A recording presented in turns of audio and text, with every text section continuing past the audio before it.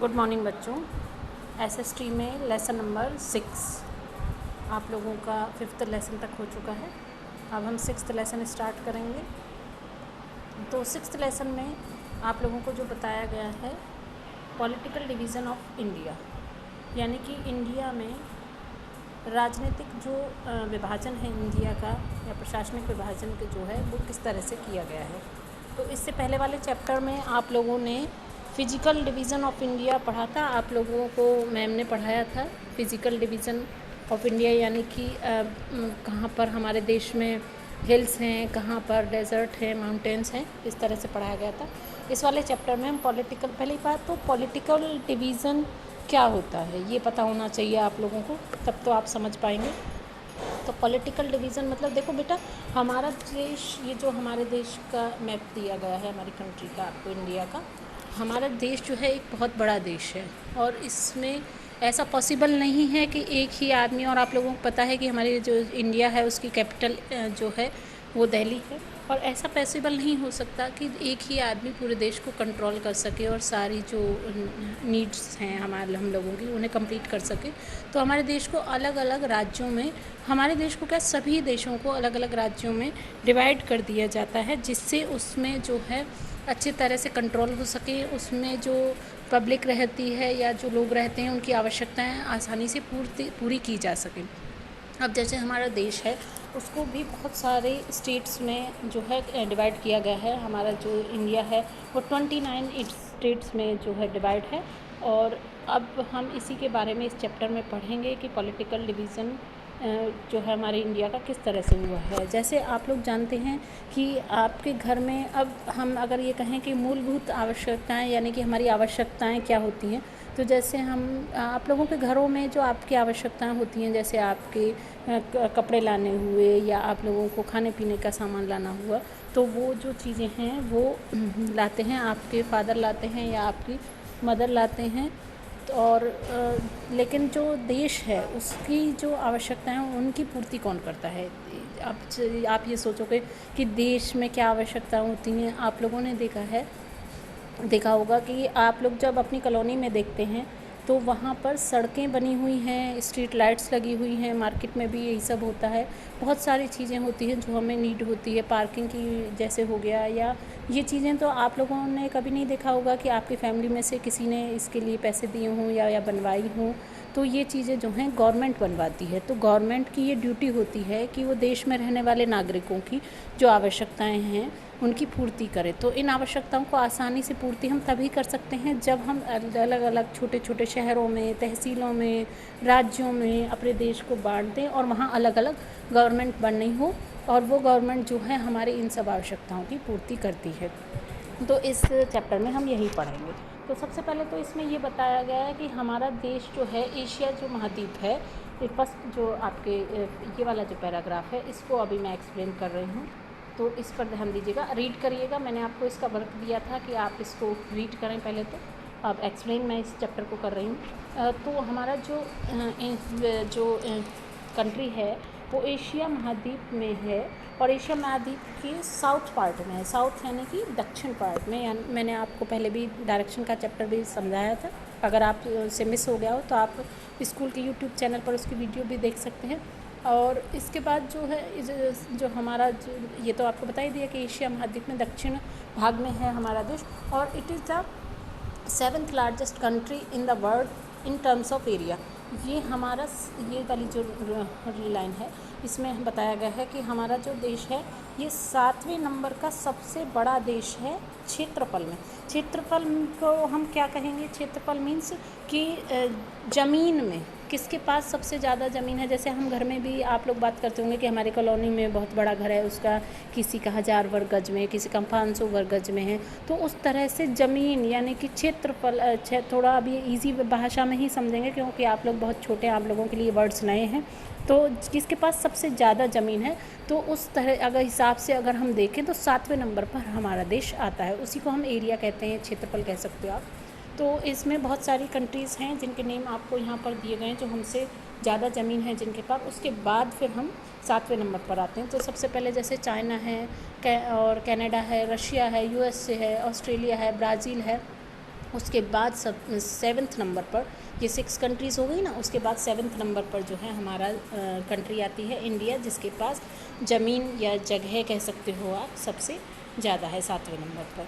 अब ये जो हमारा जो आपको मैप ये दिया गया है आपकी बुक में, ये थोड़ा सा पुराना मैप है, अभी थोड़ा चेंज हो गया है मैप, क्योंकि आप लोगों ने सुना होगा कि जम्मू कश्मीर को जो है डिवाइड कर दिया गया है, और अलग अलग इस तरह से लद्दाख और जम्मू कश्मीर को डिवाइड करके यूनियन टेरिटरीज़ बना दिया गया लद्दाख को, तो उसमें जो मैप थोड़ा सा चेंज हो गया है। तो अभी आप लोग छोटे हो इस चीज़ के लिए, तो आप लोगों को ये शायद समझ में ना आए, लेकिन उससे कोई मतलब नहीं है आप लोगों को। आप लोगों का ये है कि ये जो मैप है ये लेटेस्ट मैप नहीं है, तो आप जो है नेट पर लेटेस्ट मैप देख लीजिएगा, और नहीं तो मैं सेंड कर दूँगी आप लोगों को जो हमारे इंडिया का लेटेस्ट मैप है, उसमें थोड़ा सा चेंजेस हैं।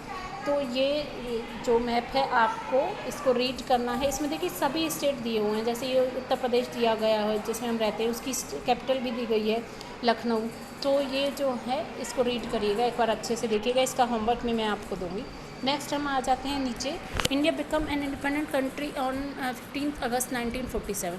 अब इस वाले पर चल रहे हैं हम, इस वाले नीचे वाले पैराग्राफ पर आ चुके हैं। ये जो है इतना, अब जो भारत देश था वो पहले आप लोगों ने सुना होगा, आपके ग्रैंड पेरेंट्स ने आपको बताया होगा या मदर फादर ने बताया होगा, टीचर्स भी बताते रहते हैं आपको, प्रीवियस क्लासेस के टीचर्स ने बताया होगा कि इंडिया जो है पहले अंग्रेज़ों का गुलाम था, और बहुत सालों तक हमारे पूर्वजों ने लड़ाइयाँ लड़ी, अंग्रेज़ों को जुलूस निकाले, और बहुत उनसे मतलब जगह जगह क्रांतिकारी चंद्रशेखर आज़ाद और भगत सिंह वगैरह के बारे में आपने सुना होगा, उन सब ने बहुत संघर्ष किए, तब जाकर हमारा देश जो आज़ाद हुआ। और जिस डेट को हमारा देश आज़ाद हुआ वो थी 15 अगस्त 1947। तो इसीलिए हम 15 अगस्त को हमेशा आप लोगों ने देखा है ना कि स्कूल में भी फंक्शंस होते हैं, सेलिब्रेट करते हैं, तो वही 15 अगस्त को हमारा देश आज़ाद हुआ था। उसको स्वतंत्रता दिवस कहते हैं आज। तो स्वतंत्रता मतलब होता है आज़ादी, तो हम उस दिन आज़ाद हुए थे, इसीलिए हम उसको स्वतंत्रता दिवस के रूप में मनाते हैं। नेक्स्ट आपको बताया गया है हमारा जो देश है इंडिया, वो अलग अलग चारों तरफ से अलग अलग जो हमारे फिजिकल फीचर्स हैं उनसे घिरा हुआ है। जैसे हमारा जो देश है उसमें ये जो पार्ट है यहाँ पर जो है हमारा हिमालय है, जो माउंटेन रेंज है, और वो एक बाउंड्री टाइप बनाती है एशिया के अलग दूसरे भागों से, हमारे देश को अलग करती है हिमालय माउंटेन रेंज। तो ये इधर होता है हिमालय माउंटेन रेंज। और उसके बाद जो है नेक्स्ट जो हमारा बताया गया है, India is surrounded by Asian sea, Arabian sea on the west, और अरेबियन सी जो है वेस्ट में है ये वाला, और बे ऑफ बंगाल है हमारा ईस्ट में हमारे बे ऑफ बंगाल है हमारे देश के।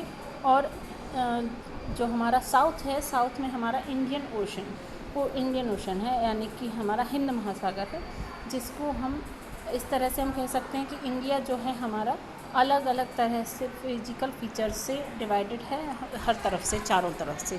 तो ये आपको बताया मैंने, आपको क्या क्या बताया। एक चीज़ और याद रखिएगा कि हमारा जो स्टेट है वो है उत्तर प्रदेश, हम उत्तर प्रदेश में रहते हैं, और उसकी कैपिटल क्या है, लखनऊ। बेटा ये देश की बात नहीं हो रही है, स्टेट की बात हो रही है, राज्य की बात हो रही है। तो राज्य याद रखिएगा, हमारा राज्य है उत्तर प्रदेश, और हम लखनऊ जो है हमारी कैपिटल है उत्तर प्रदेश की। और हमारे उत्तर प्रदेश के जो मुख्यमंत्री हैं या चीफ मिनिस्टर हैं वो कौन है, वो है योगी आदित्यनाथ। अच्छा, वो कैपिटल में रहते हैं और वहाँ से पूरे स्टेट को कंट्रोल करते हैं। अलग अलग शहरों में किस तरह के रूल्स बनने हैं या क्या क्या डिसाइडेड होना है, तो वो आपने देखा होगा टीवी पे कि वो डिसाइड करते हैं ये सब रूल्स एंड रेगुलेशन।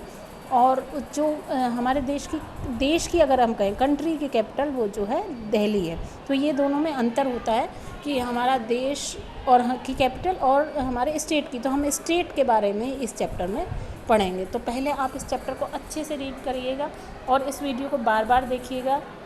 एरिया क्या होता है, कौन से नंबर पर हमारा देश एरिया में आता है, 7th नंबर पर मैंने आपको बताया। इसका एक होमवर्क में मुझे आपको देना है। और 15 अगस्त को हमारा कंट्री जो है आज़ाद हुई थी। पॉलिटिकल डिवीज़न क्या होता है ये मैंने आपको बताया, क्यों किया जाता है पॉलिटिकल डिवीज़न की, क्या ज़रूरत होती है, और ये सब मैंने आपको अभी इसमें बताया है।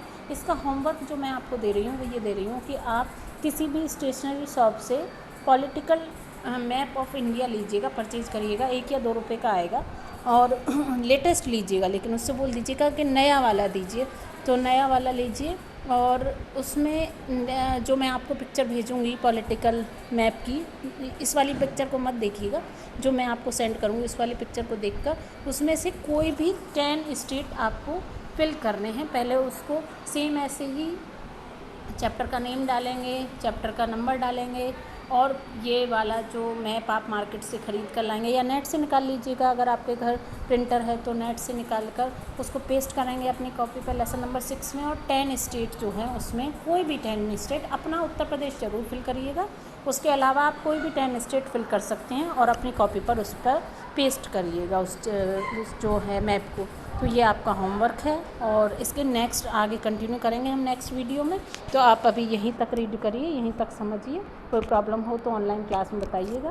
Thank you. गुड मॉर्निंग बच्चों, एसएसटी का लेसन नंबर 6 स्टार्ट किया था लास्ट टाइम हमने, आज इसी को कंटिन्यू करेंगे।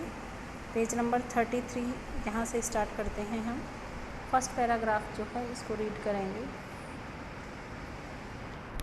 इंडिया एंड इट्स नेबर्स, यानी कि भारत और उसके पड़ोसी देश, यानी कि भारत और उसके पड़ोसी देश। पड़ोसी कौन होता है? पड़ोसी तो आप लोग जानते ही होंगे, जिन लोगों का आपके घर के साथ घर होता है, पास में या बगल में घर होता है, वो आपके पड़ोसी होते हैं, जिनसे आपके घर की बाउंड्रीज टच होती हैं। ऐसे ही देशों के भी पड़ोसी होते हैं, जिन देशों से हमारे देश की बाउंड्रीज टच होती हैं वो हमारे देश के या हमारी कंट्री के पड़ोसी होते हैं, नेबर्स होते हैं। तो इस वाले पैराग्राफ में आपको यही डायरेक्शन के अकॉर्डिंग बताया गया है कि हमारे देश के किस डायरेक्शन में कौन से कंट्रीज़ हैं। ठीक है, तो यहाँ से स्टार्ट करेंगे। पहले आपको नेम दिए गए हैं उन कंट्रीज़ के, बाद में डायरेक्शन बताए जाएंगे। Pakistan, Bangladesh, Nepal, Sri Lanka, Bhutan, Burma and China, ये जो हैं हमारे देश के पड़ोसी हैं, जिनसे बिल्कुल हमारी बाउंड्रीज जो है हमारे कंट्री की टच होती हैं। अब ये किस किस डायरेक्शन में हैं हमारे कंट्री के, किस किस डायरेक्शन में, कौन कौन सा डायरेक्शन तो आपको पता ही है ना, हिंदी में भी आप लोगों को एक्सप्लेन कर चुके हैं। डायरेक्शन वाली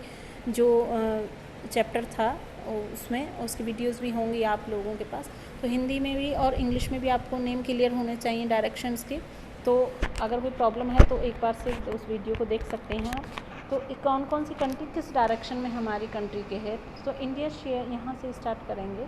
India share her boundaries with Nepal, किस Bhutan and China in the north, यानी कि नॉर्थ में जो है वो नेपाल, भूटान और चाइना है हमारी कंट्री के, और पाकिस्तान, अफ़गानिस्तान इन द नॉर्थ वेस्ट, और नॉर्थ वेस्ट में पाकिस्तान और अफ़गानिस्तान है। नॉर्थ वेस्ट में कौन कौन सी कंट्रीज़ हैं? पाकिस्तान और Afghanistan. Bangladesh and Myanmar in east, और बांग्लादेश और म्यांमार किस डायरेक्शन में है? ईस्ट में। And Sri Lanka and Maldives in south, और श्रीलंका और एंड मालदीव्स जो हैं वो साउथ में हैं। तो इसे समझने में तो कोई प्रॉब्लम नहीं होगी आपको कि हमारे कंट्री में, मान लीजिए हमारी ये कंट्री है और इसमें किस डायरेक्शन में कौन सी कंट्री है, सिर्फ आपको यही बताया गया है। मान लीजिए ये कंट्री है और इसके किस डायरेक्शन में, भाई नॉर्थ में क्या है, साउथ में क्या है, ये नॉर्थ वेस्ट में क्या है, ये आपको सारी कंट्रीज़ की लोकेशन बताई गई है।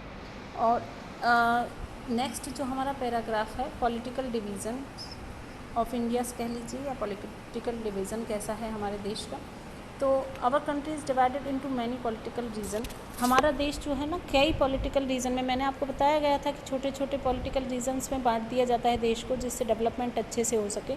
तो हमारे देश को भी बहुत सारे स्टेट्स में और यूनियन टेरिटरीज़ में डिवाइड किया गया है।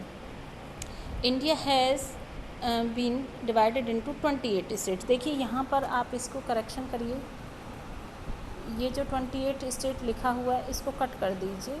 अब हमारी कंट्री में 29 स्टेट्स हैं। कितने स्टेट्स हैं? 29। तो 28 को कट कर दीजिए, 28 की जगह आपको क्या लिखना है यहाँ पे? 29। स्टेट्स क्या है बेटा? अपने अकॉर्डिंग गवर्नमेंट को अगर ठीक लगता है तो वो स्टेट्स और भी किसी स्टेट्स में डिवाइड कर सकती है कंट्री को। तो अभी हमारा एक और स्टेट बढ़ गया है हमारी कंट्री में, तो जिसको तेलंगाना बोलते हैं। आपकी बुक में उसका नेम नहीं होगा, क्योंकि जो है आपकी बुक में जो प्रिंट हुआ है ये पुराना प्रिंट हुआ है। इसमें 29 कर लीजिए आप यहाँ पर, 29 स्टेट्स। एंड उसके बाद है and states and 7 union territories, 7 को भी कट कर लीजिए, 7 की जगह आपको मेंशन करना है 8 यूनियन टेरिटरीज। कितनी यूनियन टेरिटरीज हैं? 8। यूनियन टेरिटरीज क्या होता है? यूनियन टेरिटरीज ऐसी जगह होती हैं या ऐसे छोटे एरिया होते हैं जिनको सेंट्रल गवर्नमेंट यानी कि केंद्र सरकार, जो दिल्ली में सरकार है ना, उसको सेंट्रल गवर्नमेंट कहते हैं, और जो हमारे स्टेट की गवर्नमेंट होगी उसको हम कहेंगे स्टेट गवर्नमेंट। तो इसको सेंट्रल गवर्नमेंट कंट्रोल करती है। और कहीं कहीं लेकिन ये भी होता है हमारे देश में जहाँ पर इनकी अपनी भी गवर्नमेंट है लेकिन फिर भी इनको यूनियन टेरिटरीज़ कहा जाता है। जैसे दिल्ली में ही दिल्ली के चीफ मिनिस्टर भी हैं, उनको कंट्रोल भी करते हैं, वहाँ पर विधानसभा भी है, लेकिन फिर भी वो यूनियन टेरिटरीज़ में इंक्लूड किया जाता है। छोटे एरिया जिसमें कंट्रोल जो है सेंट्रल गवर्नमेंट करती है, और उसको हम क्या कह सकते हैं? यूनियन टेरिटरीज कह सकते हैं। लेकिन अब ये जो है 8 हो चुकी हैं, इसको 29 कर लीजिएगा और इसको 8 कर लीजिएगा। तो ये था आपका करेक्शन था यहाँ पे थोड़ा सा। New Delhi is the national capital territory in of our country, ये हम आपको बता ही चुके हैं कि जो है हमारा नेशनल कैपिटल है union new Delhi. It is also union territories, और ये एक यूनियन टेरिटरी भी है। इसको हिंदी में कहते हैं केंद्र शासित प्रदेश। यूनियन टेरिटरीज को हिंदी में कहते हैं, नोट करना चाहें तो आप, केंद्र शासित प्रदेश। सब नाम से ही पता चल रहा है केंद्र के द्वारा शासन किया जाने वाला प्रदेश। आगे क्लासेस में आपको इसको एक्सप्लेन कर हो जाएगा कि यूनियन टेरिटरीज का मीन्स क्या है। अभी आप इतना ही समझिए कि जिसको नाम के अकॉर्डिंग समझ लीजिए। अगर आपसे कोई पूछता है कि यूनियन टेरिटरीज क्या है, तो केंद्र शासित प्रदेश, जहाँ पर केंद्र शासन करती है, वहाँ पर जिसका कंट्रोल केंद्र द्वारा किया जाता है, उसको हम केंद्र शासित प्रदेश कहते हैं। आगे जो इसकी डिटेल है वो आपको आगे वाली क्लासेस में पढ़ाई जाएगी कि यूनियन टेरिटरीज़ की जो हम अगर कहें कि यूनियन टेरिटरीज़ को पूरी तरह से एक्सप्लेन नेक्स्ट क्लासेस में आपको कराया जाएगा। अभी आप छोटे हैं, इतना ही समझ पाएंगे, तो इतने तक ही रखिएगा अभी इसको। नेक्स्ट है अदर यूनियन इसके बाद है, यहाँ से हम स्टार्ट करेंगे, 1 सेकेंड रुकिए।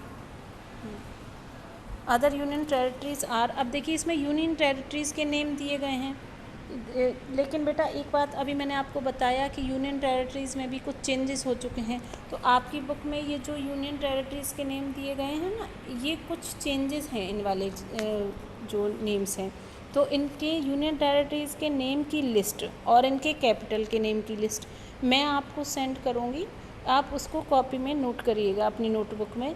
ऊपर हेडिंग डालिएगा यूनियन टेरिटरीज़ ऑफ इंडिया, और उसके बाद एक तरफ यूनियन टेरिटरीज़ लिखिएगा, एक तरफ उसकी कैपिटल लिखिएगा। ये आपका होमवर्क है आज का, तो इसमें से मत करिएगा, अभी मैं आपको थोड़ी देर में लिस्ट सेंड कर दूँगी, उसमें से आप नोट करिएगा। अच्छा, अब ये क्लियर हो गया कि आपको ये यहाँ से नहीं हम भेजेंगे, नेम होंगे उसमें और उनकी कैपिटल होंगी। Each of 29 state has its own government. 28 लिखा हुआ है, तो इसको तो मैंने आप बता ही चुकी हूँ कि 28 नहीं, अब 29 स्टेट्स हो चुके हैं इंडिया में।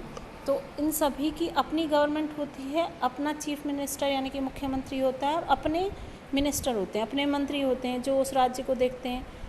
और यूनियन टेरिटरीज़ क्या होता है ये भी हम आपको बता चुके हैं। तो union territories are smaller areas are administered by the central government. यही आपकी बुक में अभी इतना ही लिखा हुआ है कि वो जो यूनियन टेरिटरीज़ वो एरिया होता है जिसको सेंट्रल गवर्नमेंट कंट्रोल करती है या उसको प्रशासन देखती है उसका पूरा।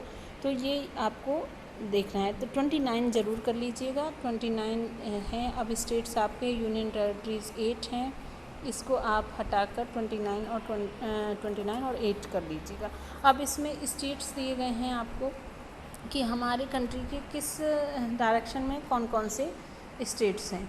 जैसे कि ये आपको नॉर्थ के स्टेट दिए गए हैं, वेस्ट के स्टेट दिए गए हैं, साउथ के स्टेट दिए गए हैं, और वेस्ट के स्टेट्स दिए गए हैं आपको, सेंट्रल इंडिया के स्टेट्स दिए गए हैं। तो ये आप देख लीजिएगा, आपकी बुक में दिए गए हैं। लेकिन आपको इस स्टेट्स को नोट करने की ज़रूरत नहीं है, स्टेट्स के नेम आप चाहें तो रीड कर सकते हैं। इसमें से आपको स्टेट्स के नेम की लिस्ट भी हम सेंड करेंगे उस स्टेट के नेक्स्ट टाइम जब टर्न होगा एसएसटी का, तब की जाएगी। आज तो सिर्फ यूनियन टेरिटरीज़ की ही आपको वो भेजी जाएगी पिक जो है, इमेज जो होगी उसको आप नोट कर लीजिएगा अपनी नोटबुक पे। मैप तो आप लोगों ने पेस्ट कर ही लिया होगा, ऑनलाइन क्लास लेंगे हम नेक्स्ट टाइम, तब आप सब अपना मैप तैयार रखिएगा, उसका फ़ोटो भी मांगेंगे। मैप और ये यूनियन टेरेटरीज़ का फ़ोटो आप सभी को जो आप नोट कर रहे हैं नोटबुक में वो सेंड करना है मुझे। नेक्स्ट एसएसटी का टाइम टेबल में देखिएगा, जिस डे होगा उस डे। और आज का ये आपका होमवर्क है कि यूनियन टेरेटरीज़ आपको अपनी नोटबुक में नोट करनी है। इतने तक समझने में कोई प्रॉब्लम नहीं होगी, इसमें कुछ भी ऐसा नहीं है कि आपको न्यू लगे, वही पुराना है। आपको सिर्फ इंडिया एंड के नेबर्स बताए गए हैं और पॉलिटिकल डिवीज़न बताया गया है, इसमें करेक्शन था वो मैं आपको बता चुकी हूँ। स्टेट्स की लिस्ट मैं आपको सेंड करूँगी, आपको उसमें से नोट करना है। तो ये पेज आपका यहाँ पर फिनिश हो जाता है। तो इसमें अगर कोई प्रॉब्लम है ऑनलाइन क्लासेस में आप हमें बता सकते हैं, बताइएगा कि अगर कोई प्रॉब्लम होती है तो। यहाँ तक अब हमारा कंप्लीट हो चुका है। Thank you. नेक्स्ट कंटिन्यू करेंगे नेक्स्ट टर्न में।